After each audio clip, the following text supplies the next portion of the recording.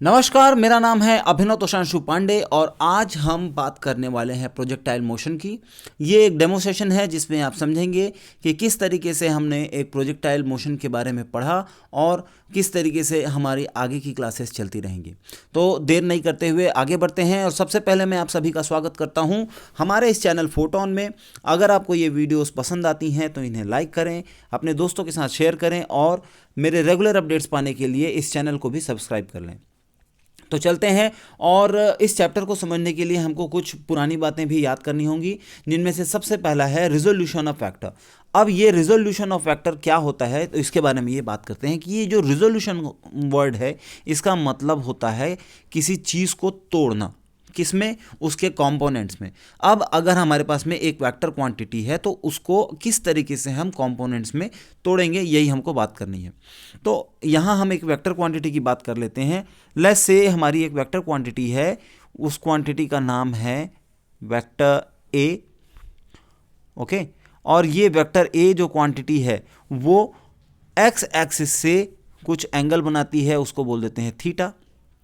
अब जब हम एक राइट ट्रायंगल की बात करेंगे तो उस राइट ट्रायंगल में हमको ये देखने वाली चीज़ समझ में आती है कि जो राइट एंगल में जो खुला हुआ, जैसे एक एलिगेटर होता है, एक मगरमच्छ होता है जिसका मुंह इस तरीके से खुला हुआ है, तो जिस तरफ मुंह खुला हुआ है वहाँ होता है परपेंडिकुलर, और जो नीचे जबड़ा होता है दैट इज कॉल्ड बेस। और किसी भी ट्रायंगल में जो सबसे लंबा वाला जो साइड होता है, जो सबसे लंबी आर्म होती है, दैट इज कॉल्ड हाइपोटेनस।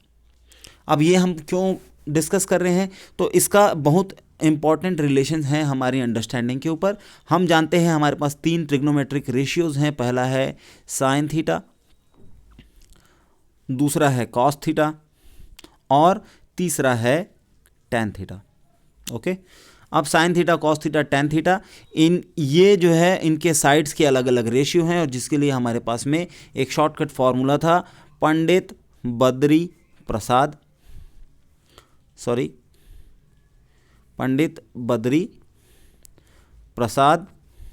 हर हर भोले।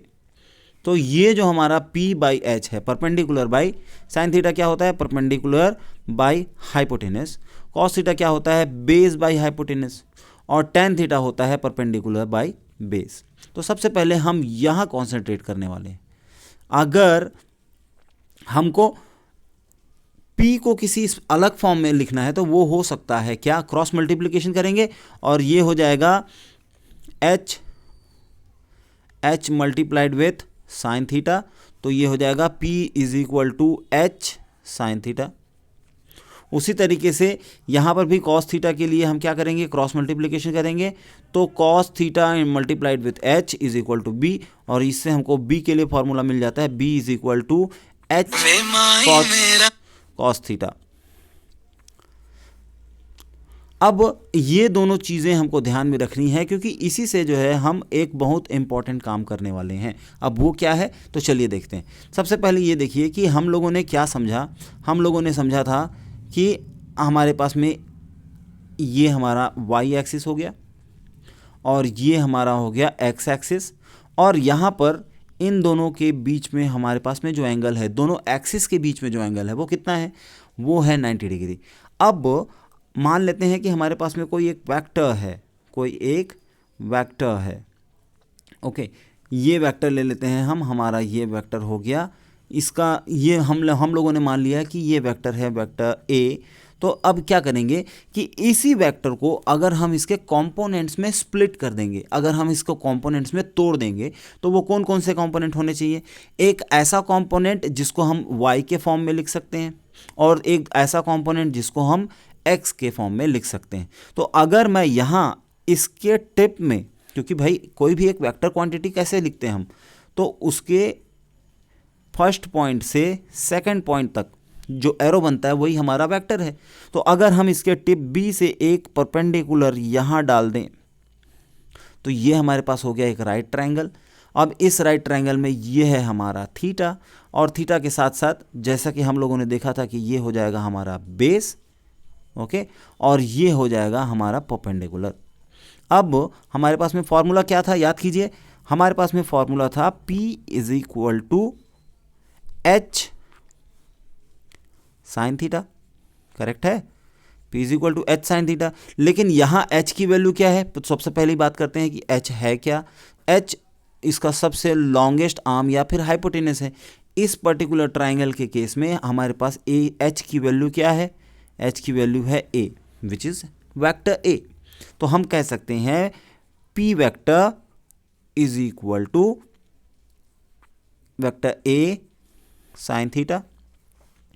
उसी तरीके से हम और भी ये भी बोल सकते हैं कि vector b base vector is equal to a vector cos theta.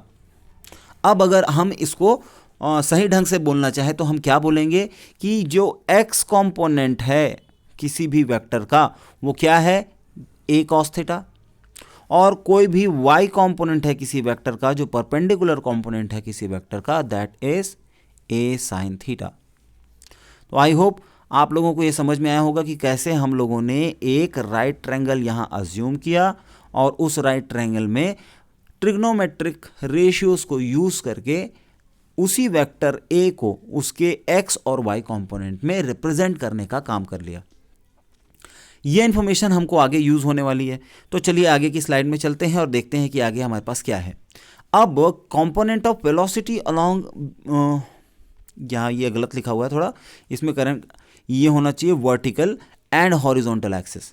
अब हम देख रहे हैं कि एक ग्राउंड है भाई, ये हमारा ग्राउंड है। Okay, let me draw up ground. ये हमारा ग्राउंड है और इस ग्राउंड में मैंने क्या किया है कि मैंने ये एंगल थीटा बना के, ये एंगल थीटा बना के और कोई एक बॉल फेंक दी या कुछ चीज़ प्रोजेक्ट कर दी। प्रोजेक्टाइल मोशन पढ़ रहे हैं हम लोग भाई। तो ये कोई ऑब्जेक्ट हम लोगों ने थीटा एंगल बना के प्रोजेक्ट की है और उसकी इनिशियल वेलोसिटी क्या थी, u, क्योंकि हम लोग यही सिंबल यूज करते हैं। अब यहाँ एक स्पेशल कंडीशन है, जब हमको इसकी वेलोसिटी अलोंग द ग्राउंड, मतलब इसका जो कॉस कंपोनेंट है या फिर बेस कंपोनेंट है वो चाहिए, एज वेल एज हमको ये भी जानना है कि परपेंडिकुलर टू द ग्राउंड और इन अपवर्ड डायरेक्शन इसकी क्या वेलोसिटी है। तो जैसा कि हम लोगों ने पहले देखा था, यहाँ लिख देंगे कि इसकी वर्टिकल वेलोसिटी हो जाएगी u साइन थीटा और इसकी हॉरिजॉन्टल वेलोसिटी हो जाएगी u कॉस थीटा। तो हम लोगों ने क्या देखा कि किसी भी एक वेक्टर को उसके वर्टिकल और हॉरिजॉन्टल कंपोनेंट में हम रिजॉल्व कर सकते हैं या स्प्लिट कर सकते हैं। हमारे पास में कौन कौन सा डेटा होना चाहिए, पहला उस पर्टिकुलर वेक्टर का जो मैग्नीट्यूड है वो पता होना चाहिए, मतलब हमको u की वैल्यू पता होनी चाहिए, एज वेल एज उस वेक्टर का जो एंगल है थीटा फ्रॉम द ग्राउंड। अगर मैं ये केस थोड़ा सा उल्टा कर दूं, अगर मैं आपको कंफ्यूज करने के लिए ये बोल दूं कि वो वेक्टर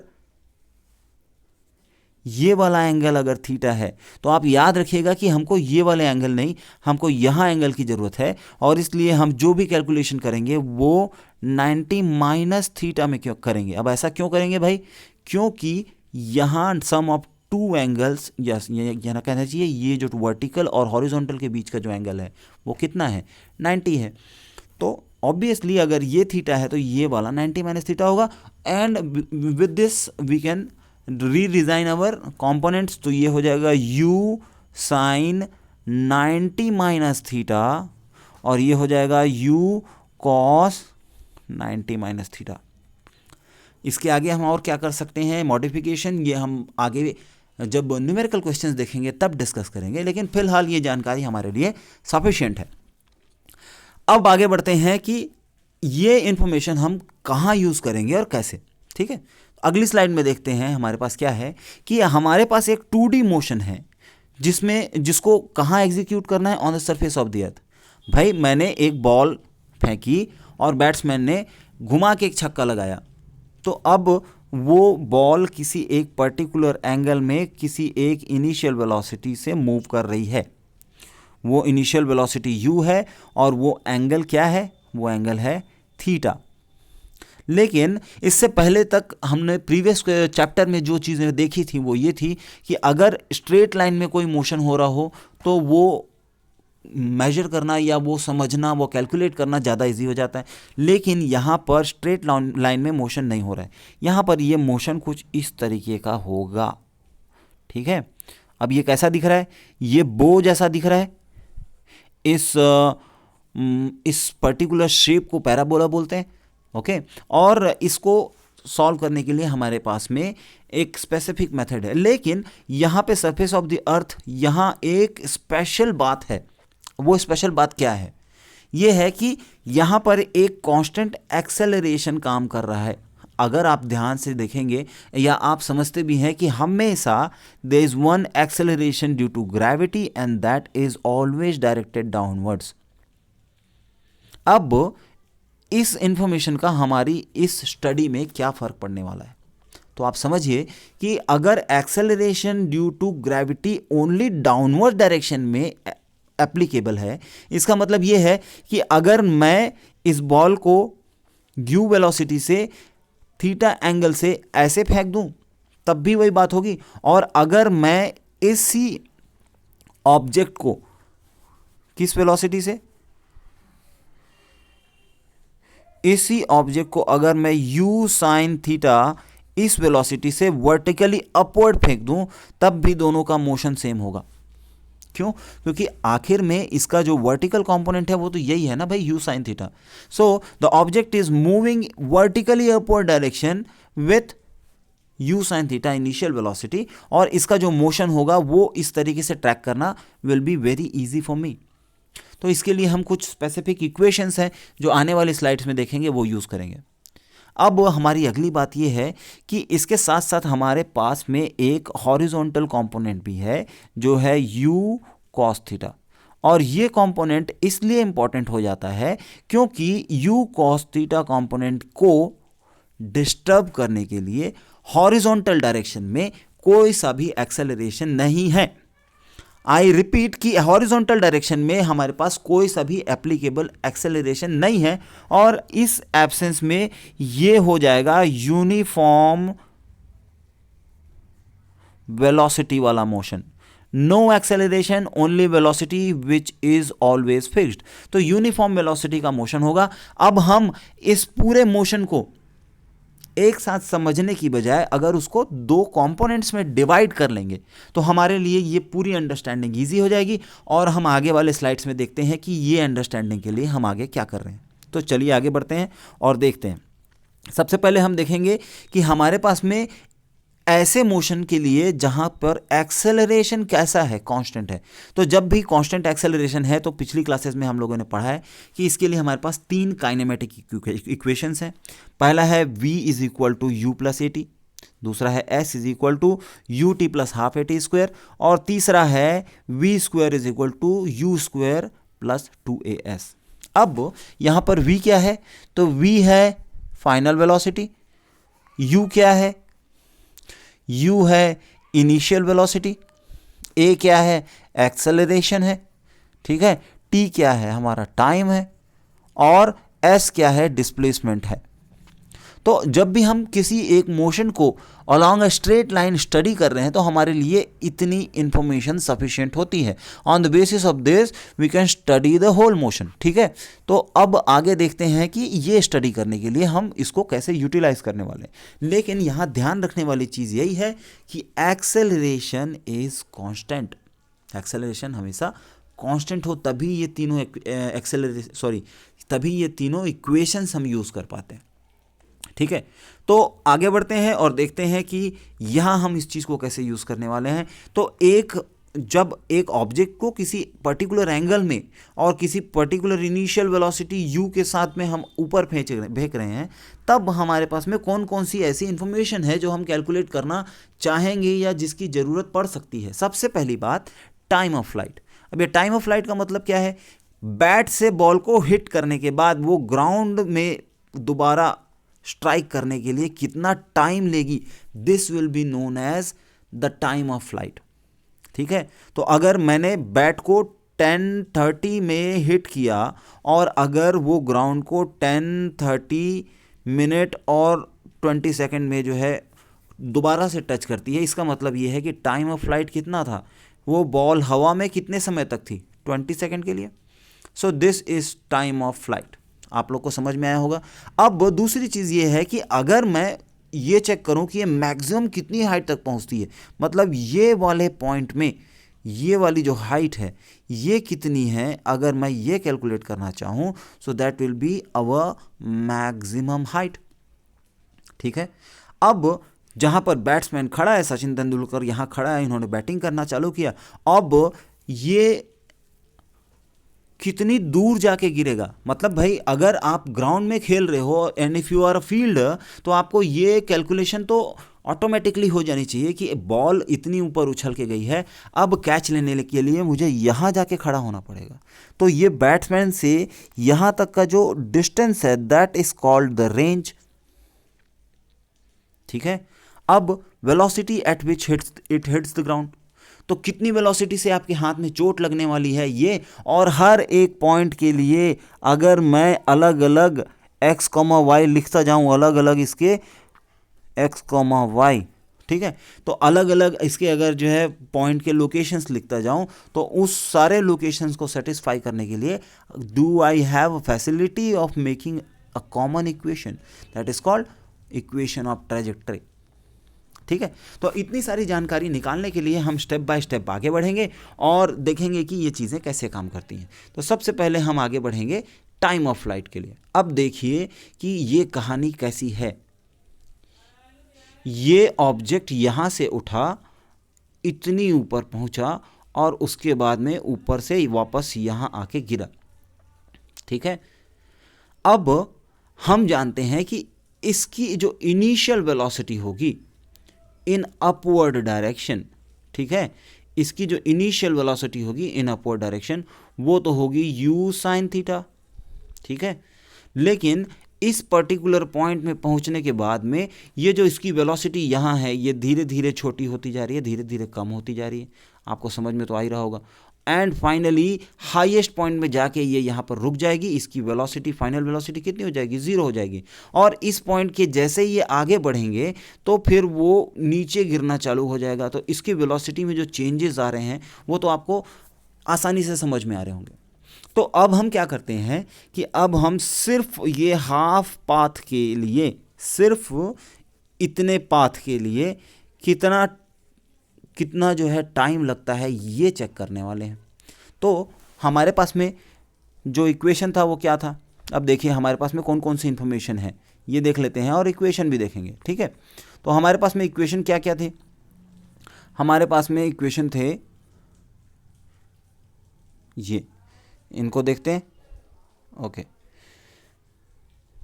तो हमारे पास में इक्वेशन थे v is equal to u plus a t, s is equal to u t plus half a t square और v square is equal to you square plus 2as। अब हमको पता है कि हमारी जो फाइनल वेलोसिटी होने वाली है that is going to be 0। हमारी जो इनिशियल वेलोसिटी थी दैट इज u sin थीटा। ठीक है। और हमारे पास में जो एक्सेलरेशन है, ये खास बात है, इसको ध्यान रखना है, हमारे पास में जो एक्सेलरेशन है that acceleration is actually acceleration due to gravity. अब बात करेंगे थोड़ा सा डायरेक्शन की, क्योंकि हम लोगों ने पॉजिटिव लिया है ऊपर के डायरेक्शन को, क्योंकि भाई वेलोसिटी, इनिशियल वेलोसिटी का डायरेक्शन किधर था? अपवर्ड था। तो अगर हम लोगों ने अपवर्ड डायरेक्शन को पॉजिटिव लिया है तभी तो ये u sin थीटा है। इसलिए ग्रेविटेशनल एक्सेलरेशन जो कि डाउनवर्ड्स डायरेक्शन में है ये होनी चाहिए नेगेटिव, इसलिए हम यहाँ लगाएंगे एक नेगेटिव साइन।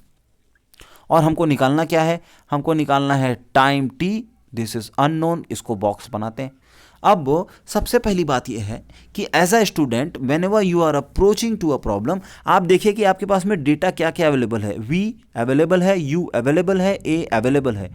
क्या अवेलेबल नहीं है? टाइम t अवेलेबल नहीं है। अब इन तीनों इक्वेशंस में से मुझे ऐसा इक्वेशन खोजना है जहां सिर्फ 2 क्वांटिटीज अननोन हो, तीसरी क्वांटिटी को सिर्फ एक क्वांटिटी अननोन हो, बाकी सारी नोन हो। तो हम यहाँ देखेंगे क्या कि यहाँ पर अगर मैं ये बोलूँ v पता है, u पता है, a पता है, लेकिन यहाँ s है जिसकी मुझे अभी फ़िलहाल ज़रूरत नहीं है। तो अगर ऐसा है तो मेरे लिए ये इक्वेशन काम का नहीं है, आई डोंट लाइक इट। दूसरी चीज़, यहाँ पर a पता है, यहाँ s नहीं पता और t भी नहीं पता, मतलब यहाँ 2 क्वांटिटीज़ अननोन है, इसलिए ये इक्वेशन भी मेरे काम का नहीं है। अब मेरे पास बचता है पहला इक्वेशन। यहाँ देखिए कि हमारे पास कौन कौन सी इन्फॉर्मेशन है, v पता है, u पता है, a पता है, केवल t निकालना है। This is very good equation, I will use this. ठीक है, तो ये इक्वेशन यूज करते हैं और हम अपने प्रॉब्लम को सॉल्व करेंगे।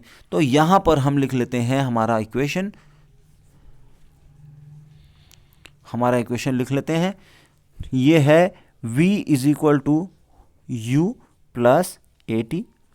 ठीक है, अब क्योंकि हमको t निकालना है और इसको क्या करते हैं, इसको आइसोलेट करने की जरूरत पड़ती है। मतलब जिस चीज़ की वैल्यू हमको पता नहीं है वो हम यहाँ लिखेंगे और बाकी की सारी इंफॉर्मेशन इधर रखेंगे। ये करने के लिए हम क्या कर सकते हैं कि साइड्स जो हैं वो शिफ्ट कर लेते हैं। तो v minus u is equal to a t, या फिर बोल सकते हैं v minus u divided by a is equal to t. ये हमारे टाइम के लिए इक्वेशन हो गया। अब हम क्या करेंगे, हमारे पास जो अवेलेबल डेटा है वो यहाँ फीड करेंगे। क्या क्या अवेलेबल डेटा है भाई, v तो 0 है, u की वैल्यू है u साइन थीटा, सो ये हो जाएगा माइनस u साइन थीटा। ठीक है, और g नेगेटिव है इसलिए यहाँ माइनस आना चाहिए, तो माइनस g, और ये माइनस माइनस कैंसिल, और time t is equal to u sine theta by G. ये हमारे टाइम t की वैल्यू है। लेकिन एक बात और याद रखनी है हमको कि जैसा हम लोगों ने यहाँ देखा था कि ये टाइम स्मॉल t कहाँ का है, ये केवल नीचे से ऊपर जाने वाला टाइम है।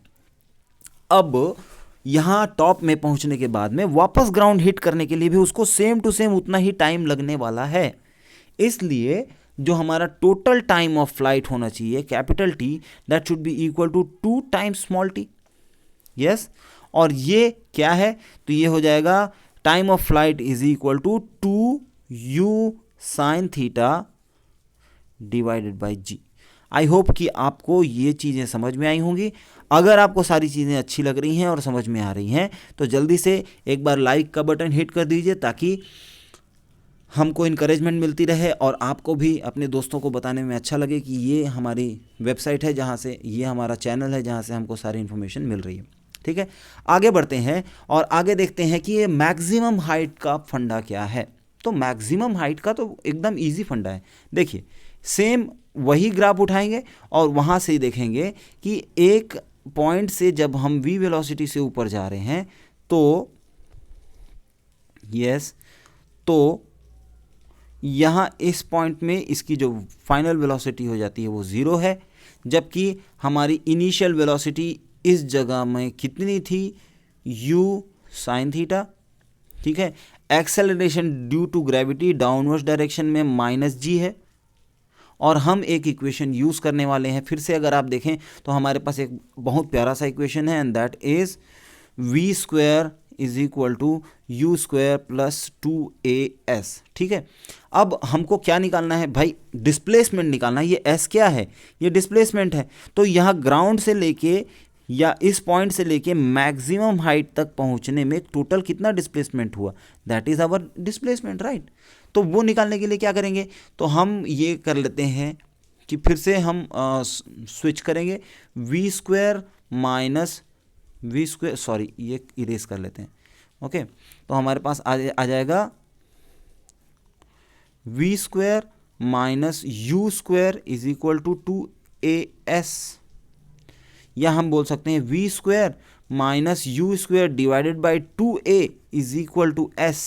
ये हमारा बेसिक इक्वेशन है। अभी हम लोगों ने इसमें कोई भी वैल्यू नहीं डाली है, लेकिन ध्यान देने के लिए हम ये वैल्यू देखते हैं कि किसकी वैल्यू क्या है। v स्क्वायर तो फाइनल वेलोसिटी 0 है इसलिए v स्क्वायर तो हो जाएगा 0। u स्क्वायर में u की जो initial velocity in upward direction, मैंने आपको बताया था कि ये कितना है, ये है u साइन थीटा, इसलिए ये हो जाएगा minus u square sine square theta divided bye a की वैल्यू है डाउनवर्ड डायरेक्शन में ग्रेविटी मतलब माइनस जी, तो ये हो जाएगा डिवाइडेड बाय माइनस 2g, और ये माइनस और माइनस साइन खत्म हो गया और हमारे पास क्या बचा, you square sine square theta divide by 2g। और ये है क्या, हमारा जो मैक्सिमम मतलब मैक्सिमम, ये जो डिस्प्लेसमेंट है वो एक्चुअली रिप्रेजेंट कर रहा है मैक्सिमम हाइट को।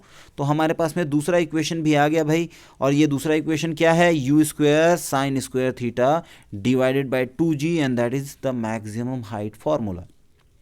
ये डेरिवेशन हमारे लिए इंपॉर्टेंट क्यों है, ये भी चीज़ आपको समझनी चाहिए, क्योंकि इसके बाद में हम जब अगली क्लास में मिलेंगे तो प्रोजेक्टाइल मोशन से रिलेटेड 5-6 न्यूमेरिकल क्वेश्चंस देखेंगे, कुछ ऐसे जो सीबीएसई पूछता है और कुछ ऐसे जो कंपटीशन एग्जाम्स में भी आते हैं।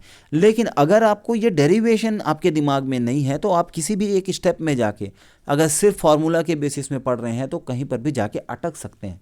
इसलिए माय डियर स्टूडेंट्स, मैं आप सब लोगों से ये रिक्वेस्ट करूँगा कि आप हमेशा डेरिवेशन को बड़े ध्यान से पढ़ें ताकि आपको कभी भी न्यूमेरिकल बनाने में कोई प्रॉब्लम मत हो। तो हम अपने अगले पड़ाव में चलते हैं, और यहां हमको चाहिए क्या, यहां हमको ये जानना है कि अगर कोई ऐसा मोशन हो जहां पे कांस्टेंट वेलोसिटी हो। कांस्टेंट वेलोसिटी हो का मतलब क्या होता है कि एक्सेलरेशन इज इक्वल टू 0। अब क्लास 9th में या क्लास 7th में हम लोगों ने ये फॉर्मूला हमेशा पढ़ा हुआ है कि speed is equal to distance upon time, या हम इसको शॉर्ट फॉर्म में लिखते हैं v is equal to d divided by t. अब अगर हम क्रॉस मल्टीप्लिकेशन कर देते हैं तो यही हमको बन जाता है d is equal to v t, v into t. भाई ये मल्टीप्लिकेशन है, आप याद रखना, जब भी यहाँ कुछ नहीं है तो समझिए कि मल्टीप्लिकेशन है। अब ये फॉर्मूला हम क्यों यूज़ कर रहे हैं, मोशन विद कांस्टेंट वेलोसिटी की बात क्यों आई, तो मैं आपको फिर से बता दूं कि जो वर्टिकल मोशन होता है कब, ग्राउंड में, तब direction of acceleration is always downwards and it's value is -g, ठीक है। लेकिन ये जो हॉरिजॉन्टल मोशन होने वाला है, मैंने आपको पहले भी बताया था कि हॉरिजॉन्टल मोशन में एक्सेलरेशन नहीं है, तो जो भी मोशन होगा वो कांस्टेंट वेलोसिटी से होगा। और अगर ऐसा होता है तो हॉरिजॉन्टल मोशन के लिए हमारे पास में ये फॉर्मूला यूज़ आने वाला है। अब यहाँ पर ये गलती नहीं करना कि आप लोग काइनेमेटिक इक्वेशंस यहाँ लगाने की कोशिश करेंगे। अच्छा, अगर वैसा करना भी है तो ये देखिए कि हमारे पास में s is equal to u t plus half a t square है, और अगर एक्सेलरेशन 0 कर दें तो ये पूरी क्वांटिटी 0 हो जाती है और डिस्प्लेसमेंट आता है s is equal to u t. So ultimately आपको बात तो समझ में आई होगी। तो इस बेसिस में हम आगे बढ़ेंगे और देखेंगे कि ये जब ऑब्जेक्ट यहाँ से उड़ता हुआ ऐसा जाता है और यहाँ जाके दोबारा ग्राउंड को हिट करता है, तब ये जो डिस्टेंस r है जिसको रेंज कहते हैं, इसको निकालने का फॉर्मूला क्या होगा, आप ही बताइए क्या होगा। ठीक है, तो अब देखते हैं हॉरिजॉन्टल रेंज के लिए जो है हमारे पास में क्या है। तो horizontal range r is equal to horizontal velocity UH, horizontal velocity UH multiplied with total time in the air which is time of flight. अब आप ही सोचिए कि एक कांस्टेंट वेलोसिटी से हॉरिजॉन्टल डायरेक्शन में कोई ऑब्जेक्ट मूव कर रही है, लेकिन उसको बिना डिस्टर्ब हुए आगे मूव करते रहने के लिए एक जो सबसे ज़्यादा इंपॉर्टेंट कंडीशन है वो क्या है कि उस बॉल को हवा में रहना पड़ेगा। एज सुन एज वो ग्राउंड हिट करेगी उसके बाद में फिर उसका मोशन चेंज हो जाएगा, उसमें बहुत सारे फोर्सेस लगने लग जाएंगे। इसलिए ये है। अब ये हॉरिजॉन्टल कंपोनेंट क्या था, थोड़ा याद करेंगे तो आपको याद आएगा कि हॉरिजॉन्टल कंपोनेंट था u cos थीटा, और ये जो टाइम ऑफ फ्लाइट था वो क्या था 2u sin theta divided by g। और हमको ये क्या करना है, ये हमको मल्टीप्लाई करना है। तो देखिए जो जो चीज़ें जो है एक जैसी हैं वो कॉमन उठा लीजिए। यहाँ पर भी u है और यहाँ पर भी u है, तो ये ले लेते हैं u स्क्वायर और ब्रैकेट में ले लेते हैं 2u sin थीटा। सॉरी, यहाँ तो हम लोगों ने u बाहर ले लिया है ना, सो यहाँ पर हो जाएगा 2 sin थीटा cos थीटा, ठीक है, और यहाँ ले लेते हैं g। यहाँ तक की बात समझ में आई। अब अगर आपको क्लास 10th का ट्रिग्नोमेट्री सेशन याद है तो आपको ये फॉर्मूला भी याद होगा। ये फॉर्मूला मैं लिख लेता हूँ, अगर आपको याद नहीं है तो प्लीज़ इसको याद कर लीजिए। और ये है